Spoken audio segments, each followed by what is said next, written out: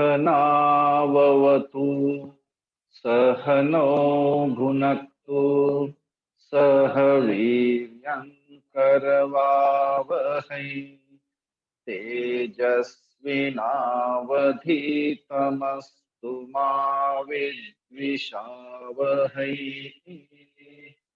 ओम शांति शांति शांति। नवा अध्याय शुरू से बोलते 6 श्लोक 5 श्लोक 5। ओम श्री परमात्मने नमः। अथ नवमोऽध्यायः। श्री भगवानुवाच इदं तु ते गुह्यतमं प्रवक्ष्याम्यनसूयवे ज्ञानं ज्ञानसहितं यज्ञात्वा मोक्षसे शुभात्। राजविद्या राजगुह्यं पवित्रमिदमुत्तमम् प्रत्यक्षावगमं धर्म्यं सुसुखं कर्तुमव्ययम्। अश्रद्धधानापक्षाः धर्मस्यास्य परन्तप अप्राप्य मां निवर्तन्ते मृत्युसंसारवर्त्मनि। ततमिदं त्वं जगत व्यक्तमूर्तिना स्थानि सर्वभूतानि चाहं वस्थितः स्थानि भूतानि पश्य मे योगमैश्वरम् भूतभृन्न च भूतस्थात्मा भूतभावनः। नव्य अध्याय का नाम ज्ञान विज्ञान और राज विद्या राजगुह्य। तो विद्याओं में राजा इसलिए कहा जाता है राज विद्या, और गुह्यों में भी राजा, मतलब इससे बढ़कर कोई गोपनीय नहीं हो सकता।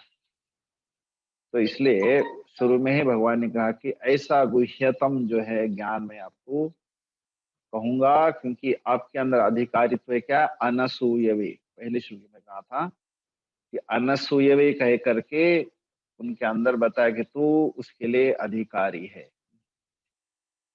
अनसूयवे असूया रहिताय, ऐसे असूया रहित व्यक्ति को, अर्जुन को मैं ये गोपनीय ज्ञान विज्ञान के साथ कहूंगा, जिससे कि फिर आपको मोक्ष होगा। किससे? अशुभ संसार से। अशुभ क्यों कहा जाता है? कि संसार बंधनात्, है ना, बार बार संसार के बंधन में आके पड़ना पड़ता है। पुनरपि जननम, है ना, पुनरपि मरणम, ये कोई आसान नहीं है। जब कभी जन्म लेता है बच्चा कोई भी, हम जो पैदा हुए, तो ना तो माँ को सुख ना तो उसको भी सुख। इस प्रकार से कई बार आवागमन जो है संसार का अशुभ, इसलिए क्या, अशुभात संसारात मोक्ष से। और उस मोक्ष के लिए ये ज्ञान जो है, जो विद्या है, उसके लिए कारणीभूत है संसार को मिटाने के लिए। और ऐसा जो ज्ञान है, हाँ, और ऐसी जो विद्या है, विद्या को ही ज्ञान कहते हैं। तो विद्या जो सारी विद्याओं की राजा होने से उसे कहा गया है कि राज विद्या है। या विद्या सा मोक्ष, ये जो मोक्ष के लिए कारणीभूत होती है विद्या, ऐसी विद्या। और जो आपको जो है गोपनीय इसलिए कहा जाता है कि ये मार्केट में अवेलेबल नहीं है। पैसा दे करके अगर खरीदेंगे तो पैसे वाले ही खरीद लेंगे, और बिना पैसे वाले को नहीं मिलेगा। इसलिए ये गोपनीय है। और सब सारे जो गोपनीय उसके अंदर ये सबसे ज्यादा गोपनीय है, और इसके बराबर कोई पवित्र नहीं है ना। पवित्रम इदम उत्तमम, है ना, उत्तम है, मध्यम, और जो प्रथम है उससे भी ये सबसे उत्तम है। उत्तमम पवित्रम इदम, और प्रत्यक्ष अवगम्यम, प्रत्यक्षेन सुखादे इव अवगमे। जैसे सुख और दुख का अनुभव होता है मुझे, वैसे ये ज्ञान का भी प्रत्यक्ष अनुभव कराने वाली, और उसको पाने के लिए कोई अधर्म का सहारा लेने की जरूरत नहीं। तो कहा जाता है ये धर्म्यम ओतप्रोतम, धर्म के साथ धर्म विरुद्धम दृष्टम न अनेक गुणवतः, इसके अंदर गुण से युक्त होने से कहीं भी धर्म के साथ उसका विरोध नहीं होगा, इसलिए धर्म्यम। क्योंकि धार्मिक व्यक्ति बन करके ही फिर वो आगे चल करके, हाँ, इसलिए कहा धर्मेण कामः, धर्मेण, हाँ, धर्मेण अर्थः, और तेन धर्मेण एव मोक्षः प्राप्यते। इसलिए धर्म्यम सुखम, है ना, उसका सुख स्वरूप ही सुख है, और उसको पाने के लिए कोई ऐसा दुख का अनुभव करना, बड़ी साधना करने के लिए, अंतकरण शुद्धि के लिए जरूर आपको, अगर हम साधना मतलब अगर व्रत करते हैं अपने ही शुद्धि के लिए, तो व्रत में भी थोड़ी सी क्या होती, प्रतिकूलता अवश्य होती। कोई भी साधन करो तो प्रतिकूलता का अनुभव होता है, लेकिन वो ज्ञान जो है अपने आप में सुख स्वरूप है।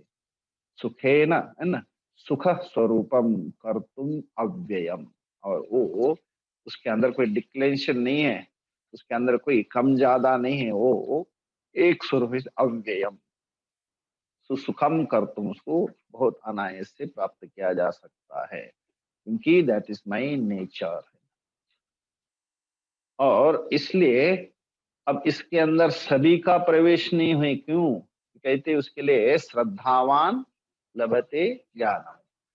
ये स्पष्ट ही कहा गया श्रुति ने, श्रद्धावान के लिए ही ज्ञान की प्राप्ति है। तो यहाँ कहते कि अश्रद्धानाहा,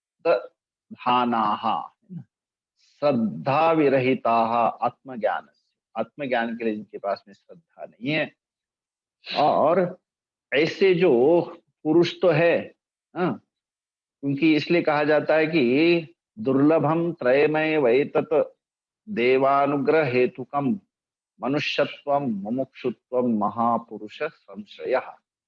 तो ये मनुष्य होने के बावजूद जरूर नहीं मनुष्यत्व जीवन में हो, तो पुरुष होने के बावजूद भी पुरुषत्व होगा जरूरी नहीं है। इसलिए पुरुषाः, बहवः पुरुषाः अश्रद्धानाः, तो ऐसे लोगों के लिए धर्मस्य अस्य, और इस धर्म के बारे में, इसके स्वरूप में बहुत लोग कैसे, नास्तिकाः, पापकारिणः, असुरानाम, असुर संपत्ति के, असुर सिद्धांत को मानने वाले ऐसे बहुत लोग जो है पुरुष, लेकिन उनका संस्कार अलग है। तो अस्य धर्मस्य अश्रद्धानाः, और ऐसे लोग फिर कहाँ प्राप्त होंगे, उनकी जो रूटीन चल रही है उसी में ही वो आते जाते रहेंगे।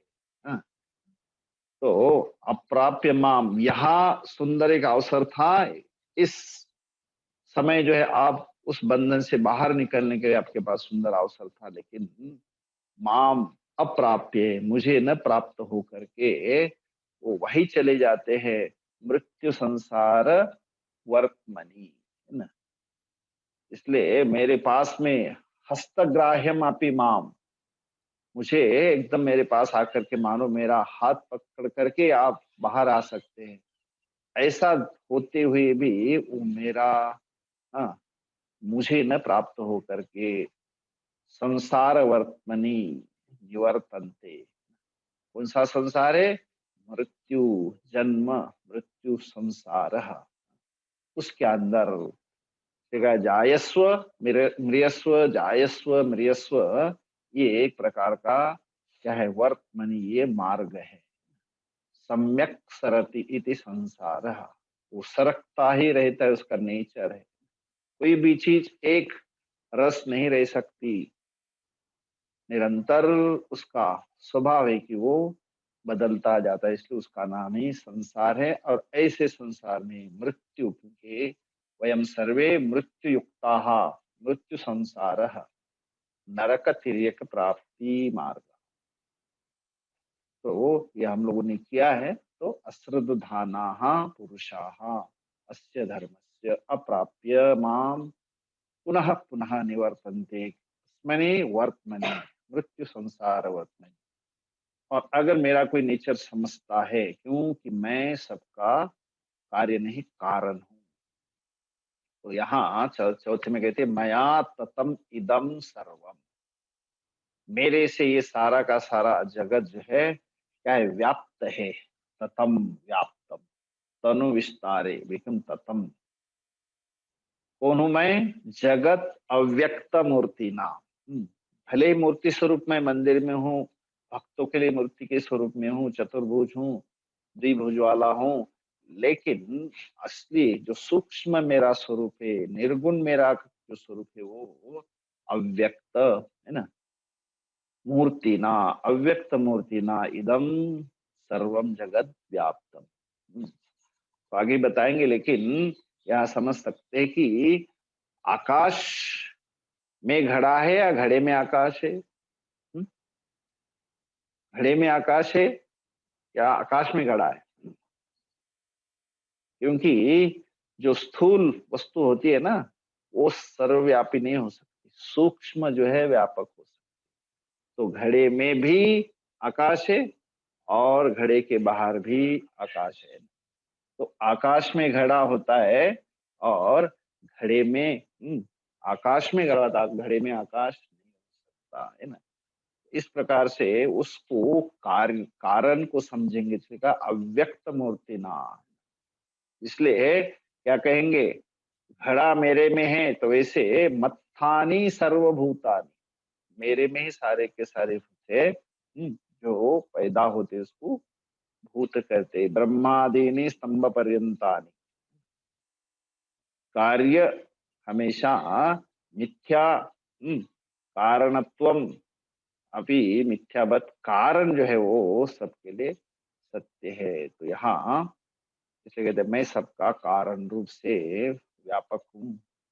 न च अहम तेषु अवस्थितः, मैं उसके अंदर अवस्थित नहीं। जैसे आपने बेर रखे अथवा आंवले रखे किसने, थाली में, तो थाली उस आंवले के लिए क्या बन जाती है, आधार बनती है। वैसे हाँ, उनके सबके लिए आधार रूप से, स्थूल रूप से नहीं। न च अहम तेषु अवस्थित, उनके अंदर उस आधार आधे भाव से मैं उसके अंदर नहीं।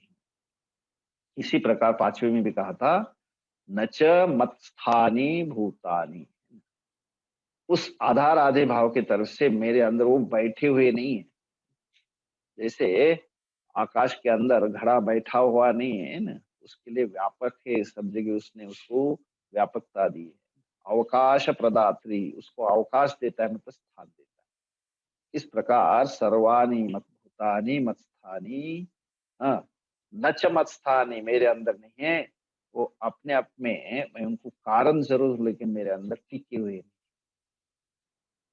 मामा योग ऐश्वर्यम पश्य, में मतलब ममा, मेरे ऐसे योग ऐश्वर्य को, हाँ, मतलब मेरा ईश्वर से इमम ऐश्वरम, इस प्रकार से अर्थात मुझे ईश्वर को जो है इस योग से तू यथार्थ आत्म तत्व को समझ करके, ऐश्वर्य मतलब यहाँ पर ऐश्वर्य जो दिखाने वाला नहीं, लेकिन इस प्रकार से मैं सूक्ष्म हूँ, सबका कारण हूँ, इस प्रकार का मेरे योग और ऐश्वर्य को तू देख, है ना। क्योंकि मैं सभी भूतों के लिए क्या हूँ, भूतभृत भूतस्तः, भूतानि बिभर्ति धारयति च।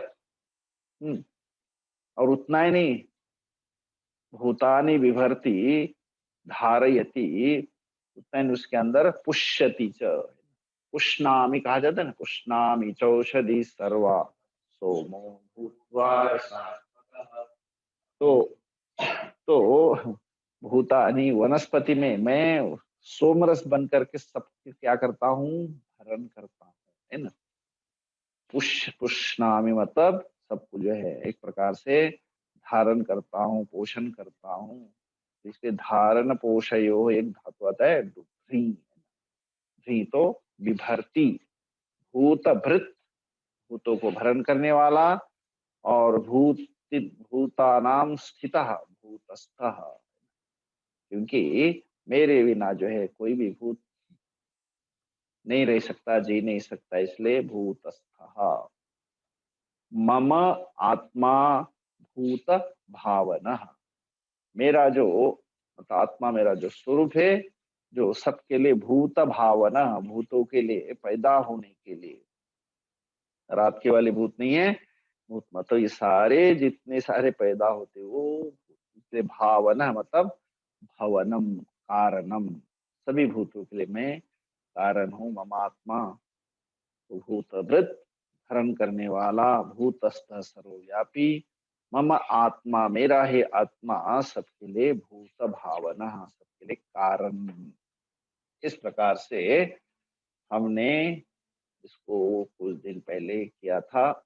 आज जो है ये छठा श्लोक यहाँ से चालू करते हैं। ठीक है, आगे। यथाकाशस्थितो नित्यम् यथाकाशस्थितो नित्यम् वायुः सर्वत्र गो महान् वायुः सर्वत्र गुरुमः तथा सर्वाणि भूतानि तथा सर्वाणि भूतानि मत्स्थानीत्युपधारय। मत्स्थानीत्युपधारय।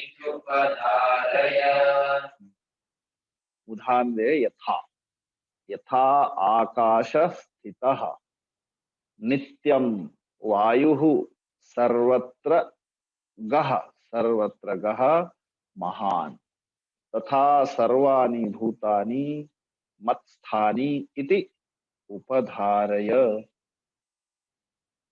यथा उक्त श्लोकेन उक्तमार्थं दृष्टान्तेन उपपादनम्। आहा, ऊपर जो दो श्लोक दिए थे उसका जो है यहाँ दृष्टांत के साथ जो है अर्थ समझाते हैं। तो यथा तथा जब आता है तो जैसे, एज, आकाशः स्थितः, नित्यम वायुः, वायुः करता है आकाश स्थितः, आकाशे स्थित इति आकाश स्थितः। और एक बार नित्यम, हवा कहाँ रहती है? आकाश में। जब आकाश में तो हवा जाएगी नहीं, इसलिए आप खूब कई अगर एक साथ इकट्ठे होते हैं ना, भीड़ लगती है, अरे हट जाओ हट जाओ, हवा आने दो। हवा को स्थान तभी मिलता है जब अवकाश मिलता है। अवकाश मतलब अवकाश प्रदात्री आकाश। तो आकाश स्थित, आकाश कारण बनता है उसके लिए, और कौन स्थित उसमें? वायु। तो यथा वायु आकाशे स्थित, आकाश में स्थित रहता है, ऐसे महान सर्वत्र गह, और वायु कहाँ नहीं है? सब जगह है ना। तो कहते फिर हवा, उसको जो वेंटिलेशन पर क्या देता है, वहां पर भी तो प्राण वायु चलती है, वहां हवा चलती है। लेकिन उस समय परिस्थिति अलग होती है जहाँ पे ये हवा काम नहीं करती, उसको वहां जाने के लिए रास्ते शायद बंद होते होंगे उसके, इसलिए उस प्रकार से जो है उसको वेंटिलेशन की दूसरी हवा उसको देनी पड़ती है। तो यहाँ ये सामान्य वायु जो कहा नहीं, सर्वत्र कहा, सब जगह व्यापक है। हमारे अंदर पेट में भी अगर आगे पीछे होता है खान पान में, तो फिर क्या हुआ? वायु हो गया। तो जो है गैस हो जाता है, वो भी एक प्रकार का हवा का स्वरूप है। तो जैसे वायु सर्वत्र गच्छति, सब जगह व्यापक रहता है, सर्वत्र गच्छति थी सर्वगः, महान है ना। इसलिए महान कहा है परिमाणतः। जैसे आकाश सर्वव्यापी वैसे हवा भी सब जगह व्यापक है, इसलिए महान कहा गया उसको। तो महान वायु सर्वत्र गः, सब जगह व्यापक होता है, और नित्यम, हाँ, हमेशा बना रहता है। तो ऐसा जो वायु है कहाँ रहता है? आकाशे स्थित, आकाश में स्थित रहता है। लोकों में जैसे सब जगत, हाँ, जो विचरण करने वाले इसके अंदर परि परिमाणतः, सब जगह जो है, सब जगह व्यापक होने से वो इसलिए कहा जाता है सर्वगः। ये हो गया उदाहरण। अब उसको समझने के क्या कहेंगे, वो जो सर्व तथा सर्वाणी भूतानि, उसी प्रकार सब जगह जो है भूतानि कहाँ है, मत स्थानी। ऊपर उदाहरण दिया था आकाश स्थितः, यहाँ कहे मत स्थानी। सर्वभूतानि सर्वाणी भूतानि, मेरे में वैसे ही मत स्थानी, एक नहीं दो नहीं, सर्वाणी भूतानि इति उपधारय, ऐसे यह जानी ही, ऐसा तू जान समझ। सर्वत्र परिपूर्ण मुझ परमात्मा में समस्त भूत जो है क्या है, निर्विकल्प भाव से क्या है, स्थित है। मत स्थानी उपधारय, वहां ऐसे संसर्गजन्य वहां पे कोई कारण नहीं, वहां तो बिल्कुल किसी प्रकार का वहां पे स्पर्श रूप से नहीं, बल्कि एकदम निर्गुण रूप से मेरे अंदर स्थित है। जैसे हवा के अंदर हाँ, हवा जो है इसमें है, उस आकाश में है। तो इस प्रकार से सूक्ष्म रूप से मेरे में सब जीव स्थित है। तो इसलिए यथा वायु, वायु का विशेषण है। कैसे वायु, सर्वत्र गह वायु, महान वायु हो, नित्यम वायु हो, है ना। तो नित्य है, सर्वत्र गए है, सर्वव्यापी है, महान है, क्योंकि वो महान इसलिए है कि परिमाणता उसका कोई हम परिमाण नहीं लगा सकते, यहाँ है वहां सर्वव्यापी। यथा कहाँ है फिर वो, आकाश स्थित आकाश, वैसे ही तथा उसी रूप से भूतानी मत्स्थानी, मेरे में कितने, एक दो नहीं, सर्वाणी इति उपधारय, ऐसे आप उसको समझ जाने ही, ऐसा जान ले। एवं वायु आकाशे एवं मत्स्थानी सर्वभूतानि स्थिति काले तानि, तो इस प्रकार से जगत के स्थिति काल में वायु की भांति कहाँ, आकाश में वायु रहता है, वैसे अब जो है भगवान यहाँ पे दूसरे श्लोक से, 7वें श्लोक से और समझाने की चेष्टा करें। सर्वभूतानि कौन्तेय सर्वभूतानि कौन्तेय प्रकृतिं यान्ति मामिकाम् गतिं यान्ति मामिकाम् कल्पक्षये पुनस्तानि कल्पक्षये पुनस्तानि अल्पादो विसृजाम्यहम्। कल्पादो विसृजाम्यहम्। सर्वाणि सर्वभूतानि, सर्वाणि च भूतानि, सर्वभूतानि, हे कौन्तेय, कुंती पुत्र अर्जुन, सारे के सारे भूते प्रकृतिम यान्ति, उनका अपना स्वभाव है, प्रकृति को प्राप्त होते, यान्ति कैसे प्रकृति, त्रिगुणात्मिकाम अपराम प्रकृष्टाम, सारे के सारे जो है उस प्रलय काल में प्रकृतिम यान्ति, त्रिगुणमयी अपरा निकृष्ट प्रकृति को, उसी को हम लोग माया कहते हैं। और ऐसी त्रिगुणात्मिका माया जो प्रकृति है उसके, उसको प्राप्त होते, यान्ति। तो किसकी है प्रकृति, भगवान के मामिकाम, है मदियाम, ये मेरी ही है।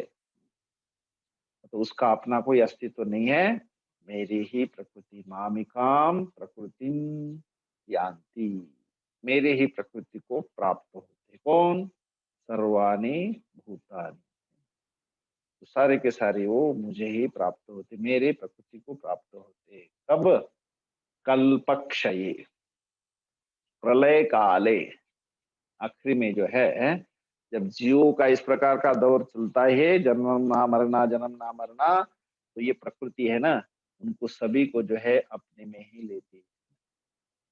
तो ऐसी प्रकृति प्रकर्षेण कृतियज्ञत्वात्, जिसके अंदर विशेष कुछ करने की क्या है, शक्ति है, प्रकर्षेण कृति योग्यत्वात्, इसलिए कहा जाता है प्रकृति। तो ऐसे प्रकृति को प्राप्त होते कब? कल्पक्षये, है ना। जब कल्प का क्षय होता है तो हमेशा देखते हैं ये जो युग है, कल्प है, उसके अंदर ये बहुत बड़ा गणित है उनका।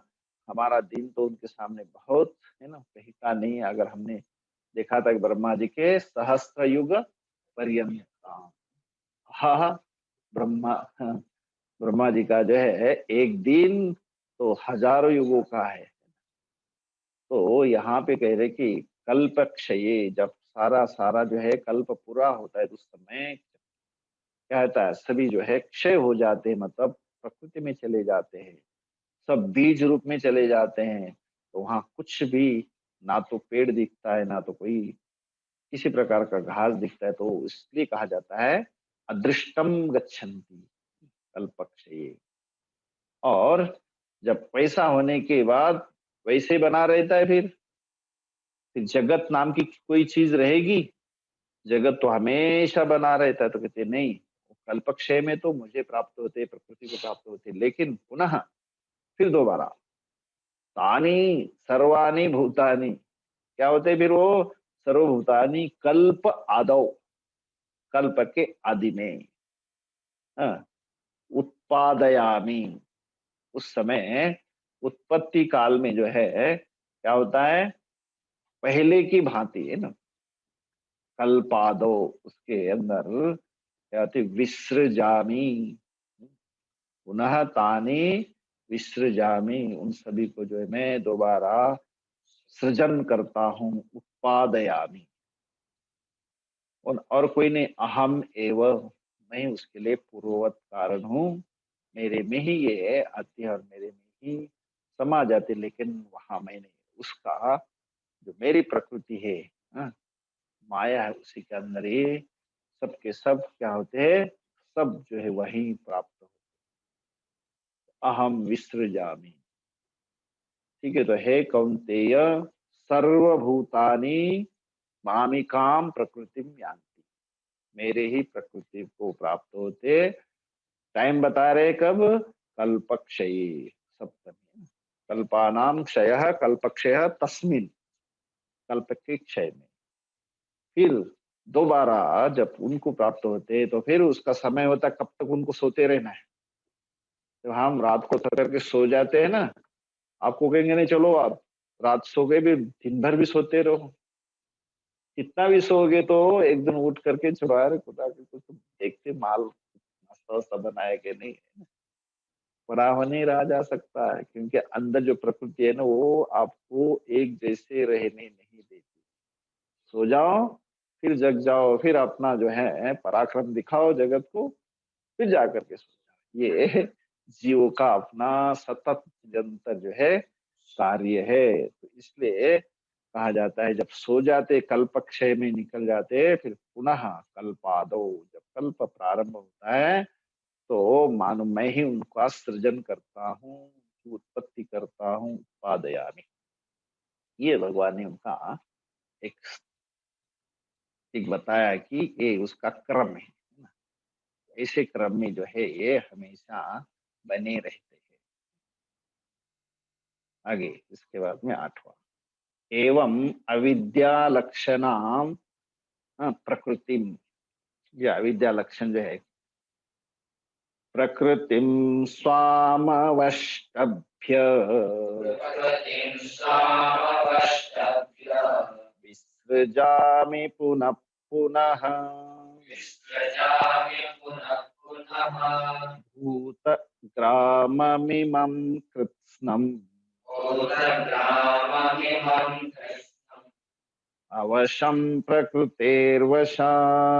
अवशं प्रकृतिर्वशात् तो प्रकृतिम स्वाम अवष्टभ्य विसृजामि पुनः पुनः भूतग्रामम इमं कृत्स्नम् अवशं प्रकृतेः वशात्। प्रकृति का स्वभाव अविद्या लक्षणाम प्रकृति, और उसकी खूब करने की जो है कहते प्रकर्षेण कृति योग्यत्वात्, किस प्रकार से शरीर बनते, किस प्रकार से इनका ढांचा बनता है, कितना भी विज्ञान जोर लगाए लेकिन ये नहीं हो सकता है। तो ये प्रकृति स्वाम अवष्टभ्य, भगवान कहते हैं मैं स्वकीयाम, अपने अंदर स्वाम तो अपने स्वकीयाम वशीकृत्य, अवष्टभ्य का अर्थ है वशीकृत्य, अपने वश में करके, अपनी प्रकृति को अपने वश में करके, है ना। कभी कभी अपनी ही चीज अपने वश में नहीं होती, हम कहते मेरा शरीर है, लेकिन आपके वश में नहीं रहता है। जब बीमार मत पड़ो बोलेंगे तो वो आपको मानता है क्या? कभी कुछ होता है, दर्द होता है, कुछ होता है तो आप आपकी बात मानती है क्या? शरीर नहीं मानता।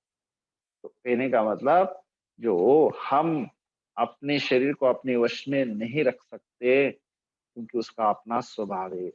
कहेंगे नहीं बुढ़ापा नहीं आना चाहिए, उसको बुढ़ापे के रोकते रखो, ऐसा कोई कर सकता है क्या? नहीं कर सकता, क्योंकि ये परवश है हम लोग। लेकिन यह भगवान कहते हैं ये प्रकृति जो है मेरे वश में है। स्वाम अवष्टभ्य पुनः पुनः विसृजामि, इनको जो है वश में करते हुए प्रकृतितः जातम पुनः पुनः विसृजामि, उनको बार बार जो है इस प्रकार से इन सारे समुदाय को क्या करता हूँ, सृजामि मतलब बार बार उसको रचता हूँ। किनको? इमं भूत ग्रामम, ग्रामम सभी जानते हैं हम गांव से हैं, और गांव जो है उसके अंदर, गांव का मतलब समूह, किसका समूह है? भूतानाम समूह, समग्रम भूत समुदायम इमं वर्तमानम, और एक दो नहीं है, कृत्स्नम मतलब संपूर्णम, समग्रम। कैसे? अवशम, उनका अपना कोई वश नहीं चलता है। हाँ, स्वभावशा जो है अस्वतंत्रम, अविद्यादि दोषैहि पर परवशीकृतम। परवश कैसे कहते? सबकी अपनी अपनी अविद्या है, अविद्या से किया हुआ कर्म है और उसके अपने संस्कार हैं। तो भाष्य करके अस्वतंत्रम अविद्यादि दोष ही, हमारे अंदर कुछ ऐसे दोष है अविद्यादि, उसके कारण हम सभी के सब जो है उसके वश में हो जाते हैं। अरे ऐसा मत बोलो, ऐसा मत बोलो, लेकिन उसकी जो है उसकी प्रकृति उसको रोक नहीं सकती है ना, वो करके ही रहेगा। तो इस प्रकार के जो दोष है परवशीकृतम, अपने आप जो है सर्टनली है ना, वो उसको उसी शरीर का जो है शरीर को प्राप्त होगा। वो कर्म जो है, वो जो कर्म करता है उसी के अंदर उसी के रूप में वो आपने उस मतलब उसी परिमाण को प्राप्त होगा। तो ये असत स्वतंत्रम अविद्यादि दोष ही परवशीकृतम, उसको जो है मानो परवश हो जाते से अवशम।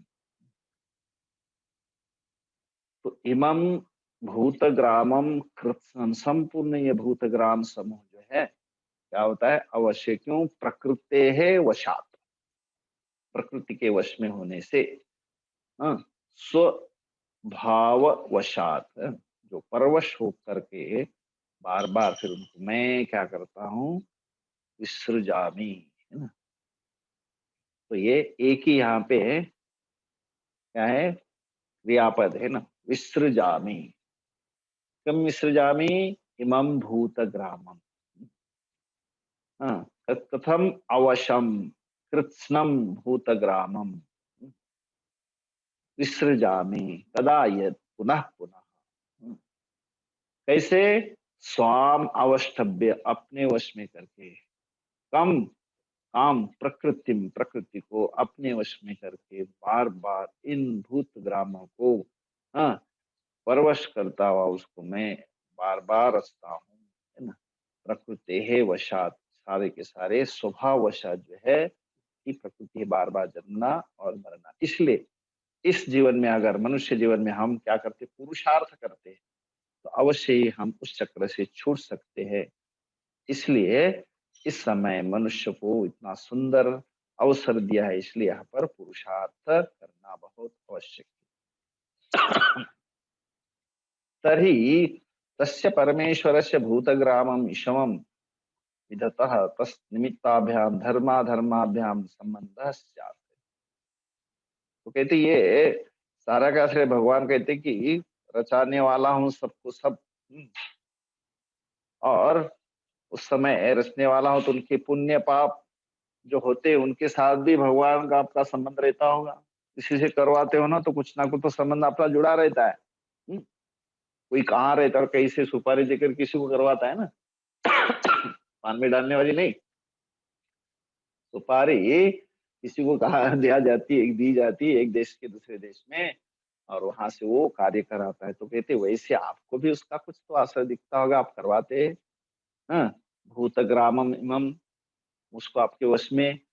कहते ये सब होते हुए भी मैं उनसे किसी प्रकार का मेरा कोई संबंध नहीं, धर्म धर्माभ्याम संबंध न, उसके साथ किसी प्रकार का ये संबंध नहीं है। ऐसी आशंका हो गई तो कहते 90 में न च माम तानि कर्माणि न च मां तानि कर्माणि निबध्नन्ति धनंजय निबध्नन्ति धनञ्जय उदासीनवदासीनम् उदासीनवदासीनम् असक्तं तेषु कर्मसु।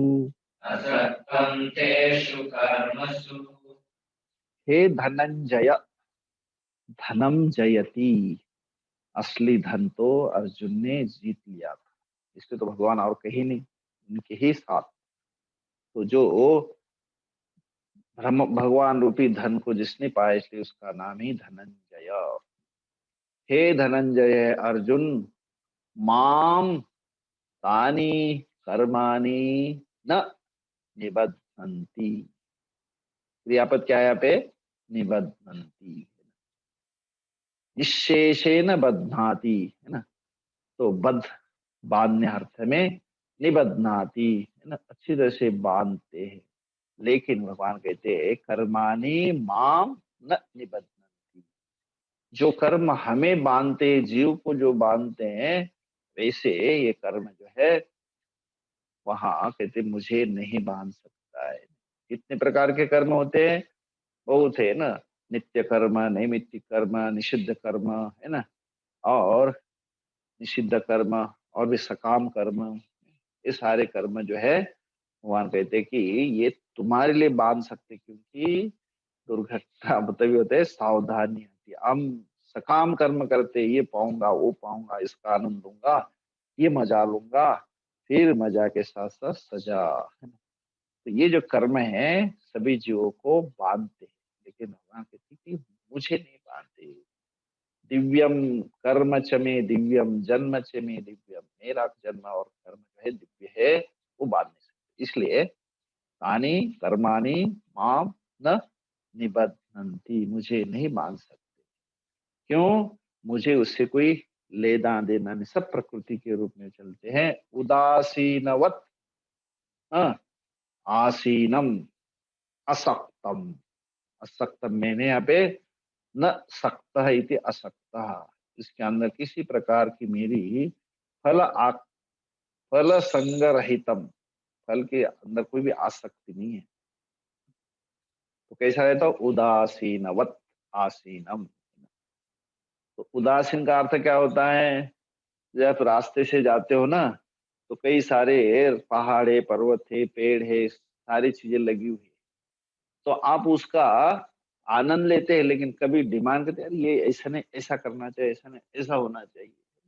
ये सूरज ऐसा नहीं, ऐसा आएगा तो कैसा होगा, चंद्रमा ऐसा है, ऐसा उगेगा तो ऐसा होगा, है ना। कभी ऐसी डिमांड करते हैं कि ये सब डिमांड तो क्या है, उठती है। मतलब इससे कोई भी ऐसी कामना करने से कुछ भी होने वाला नहीं, क्योंकि जो होगा मुझे कैसा देखना है ये करना है, कि मुझे उसका आनंद लेना है या उसके साथ जो है उसको द्वेष करना है। तो मैं अपने आप को बदल सकता हूँ। तो जैसे उदासीन का अर्थ होता है हर चीज को मैं बिना बदले के भावना से हर चीज को देखता हूँ, उसके प्रति मेरा कोई बदलाव का, लेने देने का कोई मेरा अपना कोई भी भाव नहीं होता। उदासीनवत, किसी प्रकार का अपना डिमांड नहीं है।